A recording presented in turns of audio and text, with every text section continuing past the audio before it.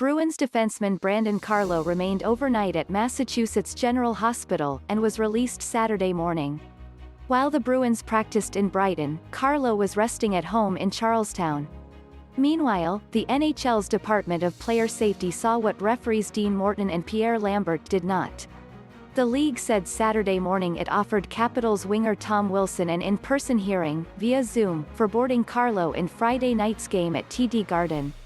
The hearing was scheduled for Saturday night. The NHL DOPS offers in-person hearings if an infraction might require a suspension of 6 games or more. Wilson will remain suspended until the hearing takes place. Though the league will look at Wilson for boarding, referees Morton and Lambert did not call a penalty when Wilson ran Carlo in the first period. Carlo left the ice under his own power. He was transported via ambulance to MGH.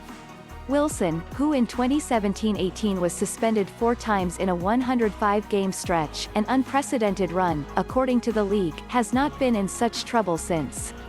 A player is considered a repeat offender, in DOPS terms, for 18 months after their most recent suspension. However, repeat offender status is used to determine how much salary a player should forfeit. The league does take a player's history into account when meting out supplemental discipline. "Of course we didn't like the hit," Bruins center Charlie Coyle said. "Some are accidental, some aren't. It's just unfortunate that stuff does happen. You just never want to see a guy go down like that. That can really affect people later on in their life." Capitals coach Peter Laviolette doubled down on his post-game comments from Friday, calling it a hockey hit and saying he was hopeful the league wouldn't suspend his player. "If this is a suspendable play, then all hitting really is going to probably have to be removed," Laviolette said, arguing that Wilson didn't target the head, despite video evidence showing there was plenty of head contact.